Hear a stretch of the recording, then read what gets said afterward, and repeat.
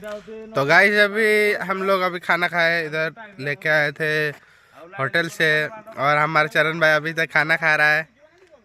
अभी हम लोग खाना पीना हो गया है और अभी जाके हम आराम करेंगे गाड़ी पे, और सुबह जाके फिर दर्शन करना है। ओके, फिर सुबह मिलते हैं, बाय। सो हेलो गाइस, अभी सुबह सुबह उठ के हम लोग नहा लिए हैं और ब्रश ब्रश करके अभी जा रहे हैं हम लोग तारासानी दर्शन करने। अभी थोड़ा इधर से पास में ही है, तो चलते हैं। चैनल को सब्सक्राइब करो पहले, हाँ जल्दी करो, मुझे पता है कि आप लोग नहीं करते, वीडियो देखते हो लेकिन सब्सक्राइब नहीं करते।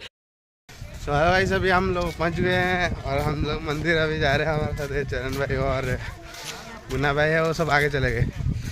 चलिए चलते हैं, चल के बस में जाने वाले हैं। अभी बस है आगे, 10 मिनट में छोड़ेगा, है ना चरण भाई। सो गाइस अभी बस के पास पहुंच गए गाइस, ये रहा हमारा बस और सब लोग अभी चढ़ रहे हैं। चलिए बस में चढ़ते हैं, चलो चलो चलो।